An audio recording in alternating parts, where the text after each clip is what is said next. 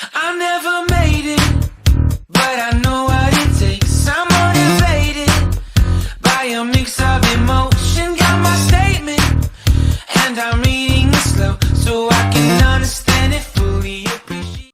Jadi untuk goal sendiri itu dari analisa saya di Daily One itu sudah membentuk pattern penan, bullish penan. Apa sih bullish penan?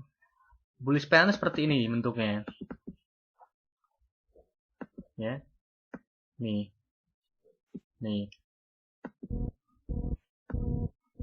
Kerucut, mengerucut gini bentuknya. Nah, ini namanya bullish penan. Ya. Nah, kenapa saya bisa bilang bullish penan? Karena di sini ada tiangnya juga. Ya kan dari bawah sini. Dari bawah. Tuh. Ini bisa dibilang bullish penan karena tiangnya dari bawah ke atas, langsung terus bentuknya mengerucut seperti ini. Gitu. Nah, apakah di sini ada peluang? Ada. Ini peluang bullishnya ada di sini. Di mana peluang bullishnya? Peluang bullishnya berada di harga ini. Nah, ini supportnya dia. Ya kan, ini supportnya dia. Berarti sekitar di harga 1720-an. 21, 22. Nah, antara 22 sampai 20 itu untuk peluang bullishnya. Jadi kalau kalian mau entry, tunggu turun sampai 1722, 1723 baru bisa entry buy. SL-nya bisa diletakkan di 1700-an. Ya, agak jauh sih, tapi ini untuk peluang bullishnya sangat besar sekali. Nah, kenapa saya bisa bilang besar? Ini dari tiangnya saja dia sudah membentuk yang namanya seperti ini, panjang banget tiangnya. Berarti naiknya bakal lebih tinggi daripada ini.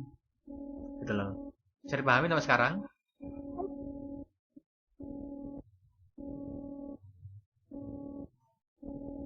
Ya.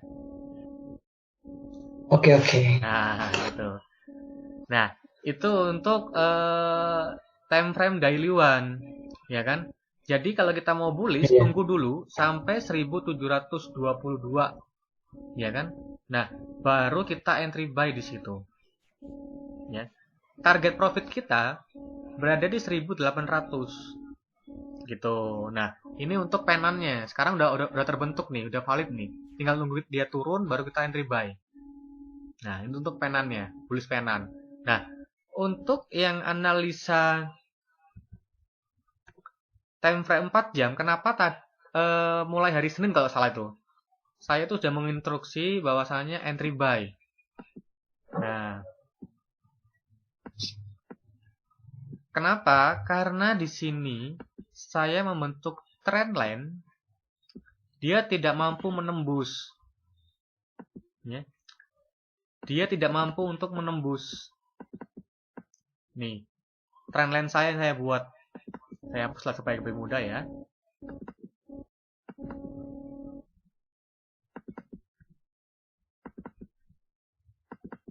Nah, trendline yang saya buat, ini dia tuh tidak mau menembus di sini. Nah, ini dia nggak mau menembus.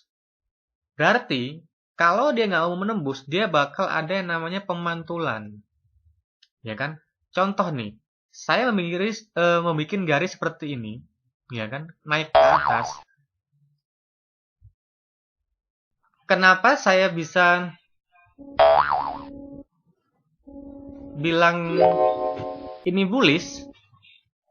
Karena garisnya ini, nih lihat, ya, garisnya ini saya tarik ke atas aja nih, dia ikut antara candlenya sama garisnya, dia ikut ke atas, dan dia tidak mampu untuk menembus garis ini, gitu loh. Jadi berarti di sini bisa disimpulkan dia bakal naik. Setelah dia menyentuh trendline ini, dia tuh naik ke atas, dia nggak mampu untuk menembus ini. Nah, terkecuali dia itu mampu menembus ke bawah sini, akhirnya membentuk candle baru di sini. Berarti saya pastikan dia bakal turun ke bawah. Turunnya sampai mana? Ambil supportnya yang terendah. Ya. Nah, ini support keduanya. Ini support pertamanya dia. Nah, berarti dia bakal turun sampai di sini. 1682. Ya. Seperti itu. Kalaupun dia turun.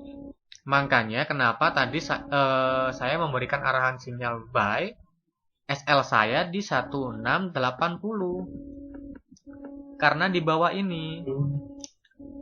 Kalau semisalkan dia sudah menyentuh SL saya di sini, berarti saya pastikan dia bakal turun. Nah, di situ saya akan entry sell dengan lot 2 kali lipat dari entry buy saya. Untuk kompensasi bahwasanya yang tadi loss bisa keganti dengan profit. Nah, seperti itu. Nah, makanya di sini saya mengarahkan sinyal buy. Tadi kan kita kan yang kemarin sinyal saya berikan kan saya entry buy-nya di sini. Awal sinyal pertama. Ya. Setelah gitu sinyal kedua saya entry buy-nya lagi di sini. Saya ngomong, bagi yang baru datang yang belum sempat entry buy sekarang.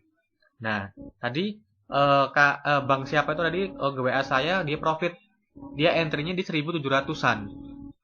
Ya di situ. Nah, seperti itu. Oke, lalu di sini terbentuk apa lagi? Kenapa kok bisa dia mantul ke atas? Karena ini sebenarnya momen bagus sih. Ini ada sebuah pattern yang dimana pattern ini membentuk pola ABCD. Ya. Nah, pola ABCD.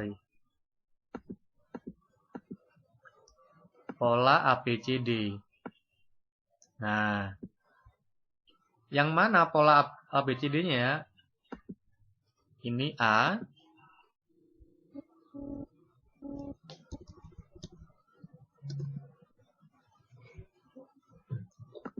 Ini pola A.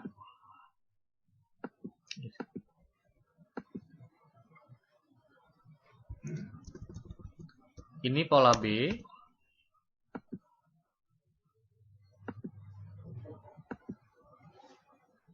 Dan ini pola C. Nah, setelah pola A, B, dan C terbentuk, berarti kita harus mencari pola D. Nah, pola D-nya bakal lebih tinggi daripada ini. Berarti kita mencari sebuah resistannya dia di mana? Cari resistannya dia di sini. Kalau kalian coba lihat seputar resistan pasti paham. Nah, di sini. Berarti dia bakal naik sampai di sini dan terbukti kan? Dia naik sampai sini. Gitu. Nah, ini pola ini yang saya sebutkan bahwasanya dia bakal naik. Makanya kemarin saya bilang ke kalian, bagi yang baru datang segera entry buy, beli emas, dia bakal naik ke atas. Tanda putih dia makin naik ke atas, melonjak. Nah, seperti itu. Cukup mudah kan analisanya kan?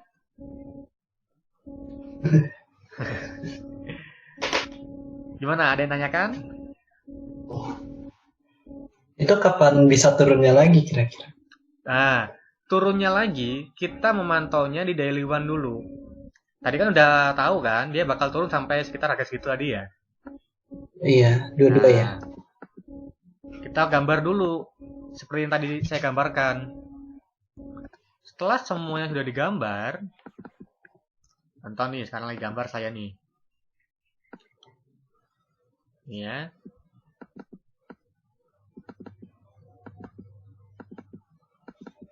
Oke. Terus saya cari supportnya dulu. Supportnya dulu. Nah, supportnya berada di 123 sampai 1723 sampai 1720 supportnya dia. Berarti sekarang kita cari time frame terendahnya dia. Ya. Time frame terendah dia masih menjulang tinggi seperti ini. Ya kan? Di sini ada dua kemungkinan. Setiap kita ngambil keputusan harus ada dua kemungkinan. Kalau dia kemungkinan turun, jangan pernah kalian ambil posisi sell jarak jauh. Kalau kamu mau scalping, silakan. Tapi jangan sampai kalau sell di harga 1723 TP-nya, jangan. Kalau mau entry sell cukup di 1728. Cukup sampai situ dan tunggu dulu momennya. Saat dia momen turun sampai di sini, baru kalian bisa entry buy. Nah, seperti itu. Itu kemungkinan yang pertama. Kemungkinan yang kedua, kita balik lagi ke time frame daily one. Ya. Kita cari dulu yang namanya resistennya dia yang tertinggi.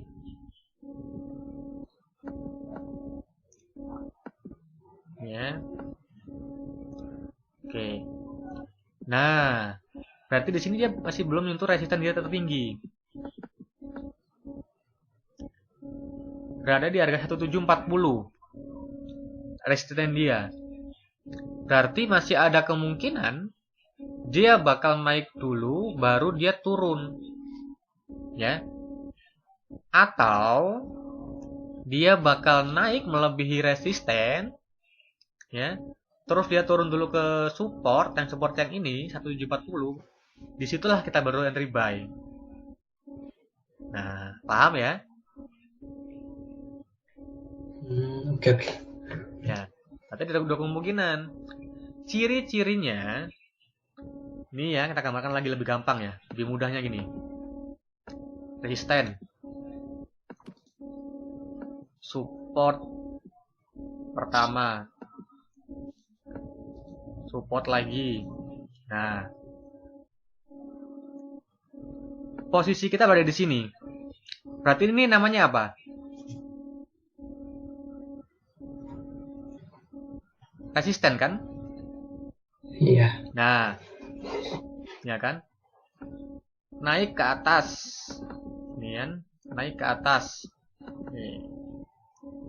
Oke. Naik ke atas. Resisten ini ketembus. Dia nyentuh resisten lagi ke atas. Resisten kedua. Berarti ini berubah menjadi support. Betul. Otomatis dia turun lagi ke bawah. Hukumnya seperti itu. Dia tidak boleh untuk melebihi dari 2 kali resisten. Turun ke bawah. Baru setelah turun, dia naik lagi ke atas. Ke resisten berikutnya. Nah, entry-nya kalian di sini. Entry buy ke atas. Pola ini adalah pola yang namanya pola ABCD. A, B, C. Saat C di sini kita entry buy D ke atas ini. Boom, profit. Yang seperti tadi kita udah bahas di situ dan udah profit bareng-bareng. Gampang kan ya?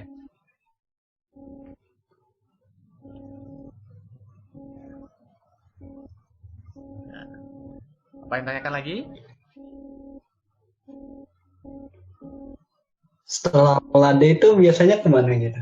Bisa atau sesuai market aja gitu? Setelah pola D, kita stop. Jangan sampai masuk. Berbahaya. Ada juga pola yang namanya dia bakal turun lagi ke bawah sini. Nah, seperti itu nantinya. Yang kita takutkan seperti itu. Tapi kita harus dulu melihat beberapa pola-pola yang berikutnya. Nah, sebuah trendline itu dapat menentukan kita arah market kemana. Jadi, bukan kita yang mengikuti market, tapi market yang mengikuti kita. Dengan cara trendline tadi itu. Makanya teknik trendline itu, coba kalian perhatikan di sini, saya nggak pernah menggunakan indikator di sini. Ya kan? Karena saya percaya teknik trendline dan candlestick itu mampu membawa saya untuk menjadi profit. Gitu loh. Palingan saya menggunakan moving average sama stochastic. Ya. Gitu loh. Oke, ada yang tanyakan lagi?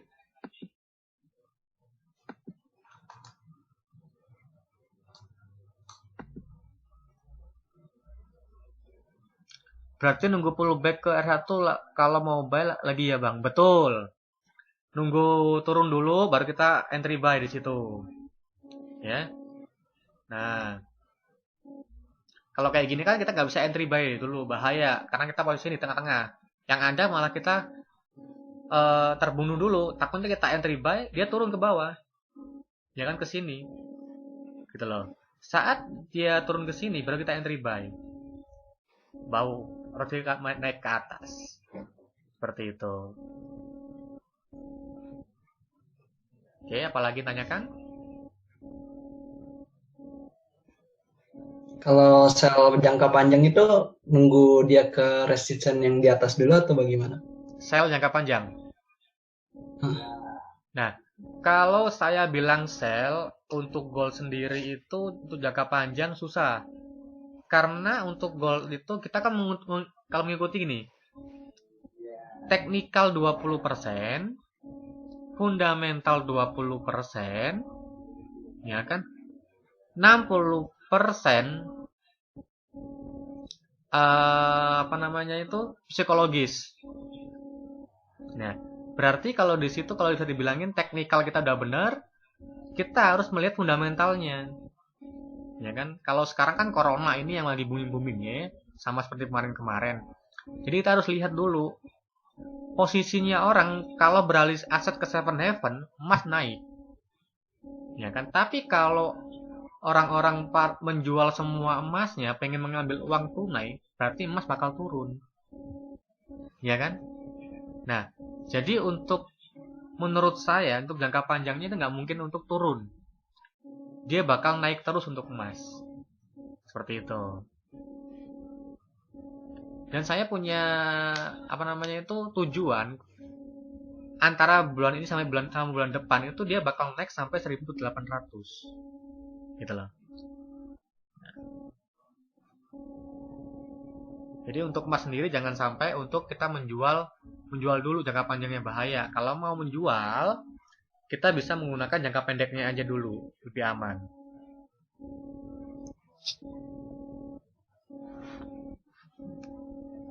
Oke, jadi apa yang tanyakan lagi? Mungkin kalau mungkin sampai corona selesai mungkin bisa turun gitu ya. Oh, enggak juga sih. Coba ya kita perhatikan di sini ya. Nih. Kalau kita membuka aset yang tahun 2011, ya 2011 di sini, dia paling tinggi loh di sini. Ya, dia paling tinggi di harga. Ntar saya bedakan ini dulu. 1.900-an, 1.917. Ya. Lalu dia turun. Setelah dia naik, dia turun. Turun dan paling rendah dia di tahun 2016. 2015 akhir lah. Ya. 2015 akhir dia paling rendah. Setelah dia naik tertinggi ya, dia paling rendah segitu. Tahun 2016 awal dia membentuk yang namanya kenaikan secara perlahan. Ya, kenaikan secara perlahan di sini. Sampai pada akhirnya sekarang tahun 2020 dia sudah mencapai di harga 730. Nah, di sini ini mencapai resistennya dia. Ya kan? Mencapai resistennya dia ini kalau kita ngomong jangka panjang. Nah, berarti makanya kemarin kenapa dia turun? Karena menyentuh resisten dia nggak mampu, dia turun. Tapi kalau dia mampu menembus ini, berarti dia bakal meneruskan ke resisten berikutnya. Ya, berarti di sekitar 1.800-an. Nah, seperti itu Kak Isana. Oke. Soalnya kita kan bermainnya itu melihat semua time frame. Kalau Kak Isana sendiri sukanya itu bermainnya itu di time frame berapa? Long time, short time, scalping atau gimana? Short sih. Kayak dari H4 sampai 15. Gitu. Nah, makanya kalau menurut saya pribadi kalau main short sendiri bisa menggunakan analisa untuk 1 jam atau 4 jam. Ya kan? Tapi kalau scalping bisa menggunakan analisa 15, 5 atau 1 jam atau 1 menit. Gitu. Oke, yang lain ada yang tanyakan juga?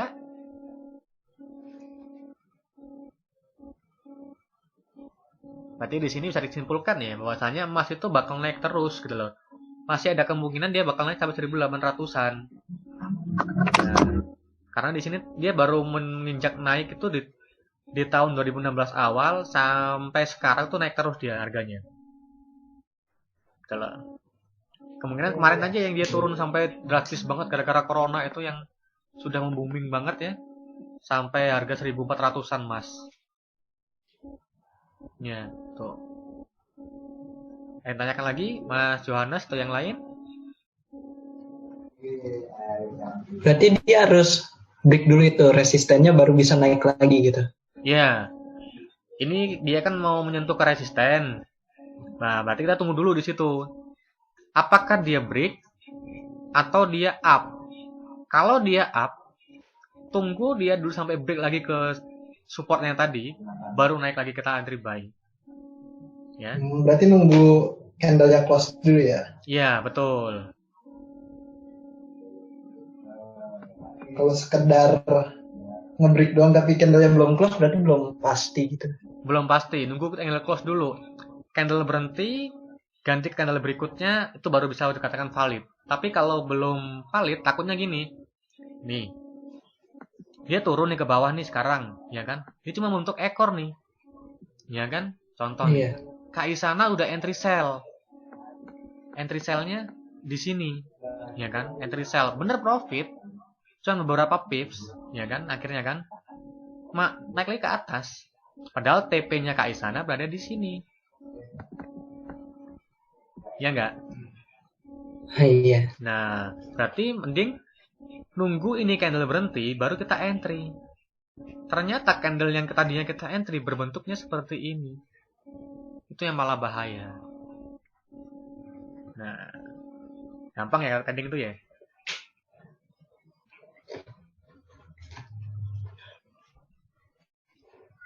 Oke. Terus market yang tidak boleh kita masukin adalah saat market itu berbentuk banyak jarum-jarumnya atau banyak ekor-ekornya, itu nggak boleh. Saya carikan lagi market yang mana yang nggak boleh kita masuk supaya paham. Mana ya?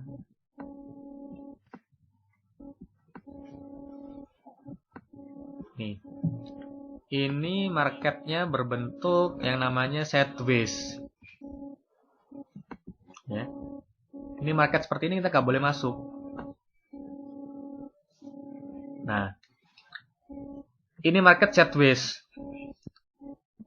Entry buy dia turun, entry sell dia naik. Ya, ini market sideways kita nggak boleh masuk. Lalu di sini banyak banget ekor-ekornya ini. Itu udah nggak jelas nih di sini. Buyer sama sellernya sama, saling tarik menarik. Jadi nggak boleh kita masuk di sini.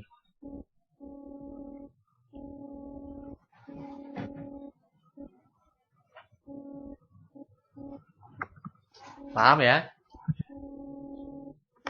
Oke. Oke, apakah ada pertanyaan lagi? Itu biasanya tahu awal sama akhir dari sideways itu bagaimana ya, Pak? Gampang banget, tinggal kita cari aja support resistennya. Sekarang nih kita cari ya resisten dia. Ya. Kedua, cari supportnya dia. Nah, berarti kan di sini kan kotaknya ini saya samain kotaknya. Nah, kalau dia melewatin resisten, berarti naik. Kalau dia melewatin support, berarti dia turun. Kalau di sini gimana dia?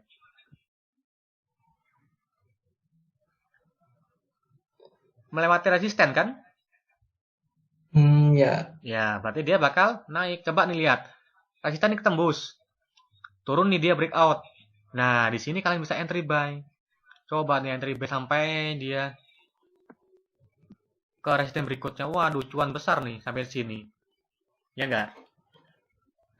Iya. Nah, seperti itu analisanya. Gampang kan ya?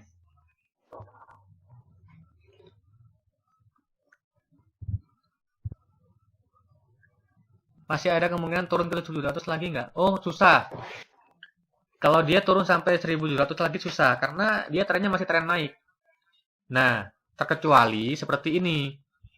Saya ngomongin jeleknya ya. Kita nggak bisa ngomong selalu bagus kalau di market. Kecuali kalau dia udah turun di bawah, merusak ini, ya kan, merusak di tatanan ini. Nah, berarti dia ini pattern ini udah nggak terbentuk lagi. Berarti dia bakal turun nih. Bisa sampai 1700, bahkan sampai 1600 pun juga bisa. Kalau dia ini ketembus. Tapi kalau dia nggak mampu ketembus, hanya tertahan di support, ya, di support di sini. Nah, tertahan di sini berarti dia nggak bisa untuk turun sampai 1700-an.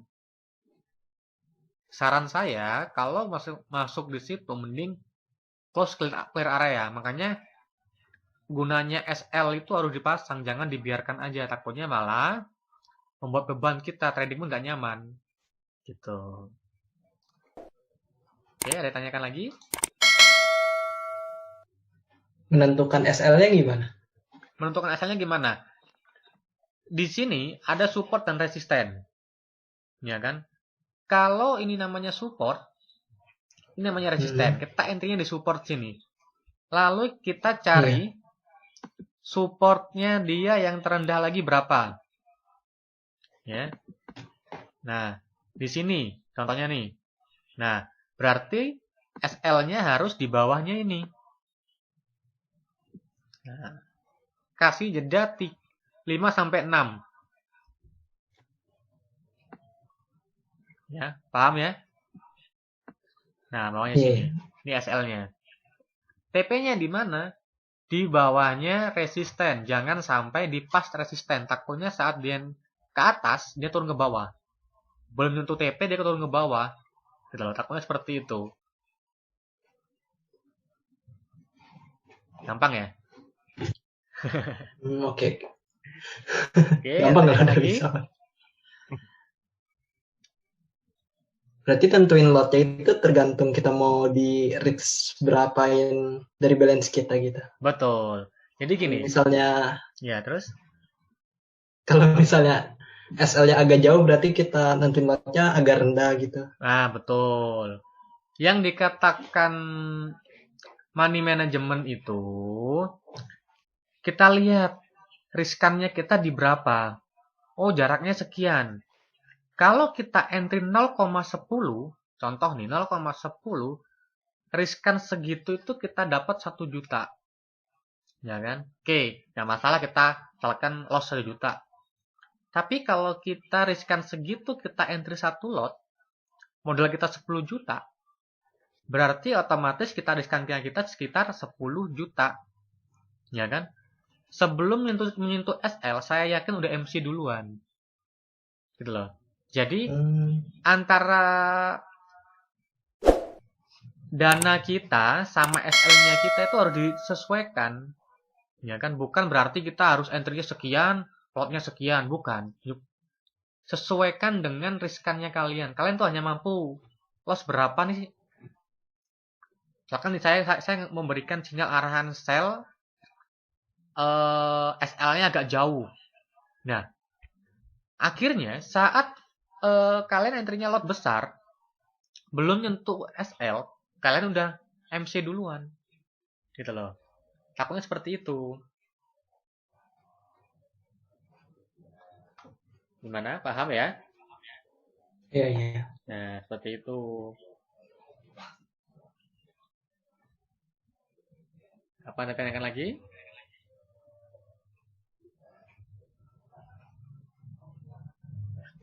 Ini berlaku buat semua pair kan ya? Semua pair. Tapi kan gold itu splitnya gede banget ya. Itu gimana ya, Pak? Nah, makanya kalau saya ngomong gold itu, kalau saya masuk gold, kalau spreadnya gede, saya nggak berani. Tapi kalau modal saya besar, spreadnya gold itu gede, saya itu SL-nya lebih jauh daripada TP-nya. Gitu loh. Saya nggak berani kalau masuk gold dengan SL yang tipis, apalagi spreadnya besar. Udah, saya yakin udah kena SL duluan baru naik dianya. Gitu loh. Makanya kita kalau masuk itu kita harus sesuaikan dulu modal kita dengan spread kita. Jangan dipaksakan untuk masuk kalau memang modal kita nggak ada. Gitu loh. Sebenarnya di gold sendiri ya, entry kita 0,01 aja. Dapat lumayan itu. Di gold ya. Iya.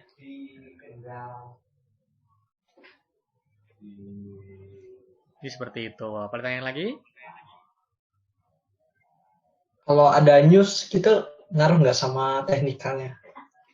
News itu hanya berjalan 1 jam setelah contoh nih. USD melemah. Ya kan? USD melemah. Jam 7:30 itu ada news USD melemah. Berarti sampai jam 8:30 dia masih bergerak di situ. Palingan 10 menit atau 15 menit awal dia cepat gerakannya. Ya kan, nanti sampai di 1 jaman udah mulai melemah. Nah, saat disitulah kembali lagi ke teknikal lagi. Gitu loh. Jadi nggak terlalu ngaruh ya news itu ya? Berpengaruh tapi Cuman tidak ngaruh. panjang. Terkecuali kalau yang berita yang corona itu udah berita-berita yang benar-benar valid banget tuh dia ngaruh sampai berhari-hari. Perang dunia gitu ya? Nah itu. Kalau kayak kemarin NFP ya? NVP. Iya, NVP itu diambil dari data yang bulan lalu. Gitu loh. NVP itu setiap 1 bulan sekali di awal bulan. Nah, itu biasanya pengaruhnya sangat besar. Biasanya seperti itu. Ada juga yang pengaruhnya biasa-biasa aja. Buktinya sekarang gold 2 minggu ini, baru kali ini dia bergerak cepat kan. Kemarin-kemarin cuma set doang. Ya. Ya, seperti itu. Ditanyakan lagi?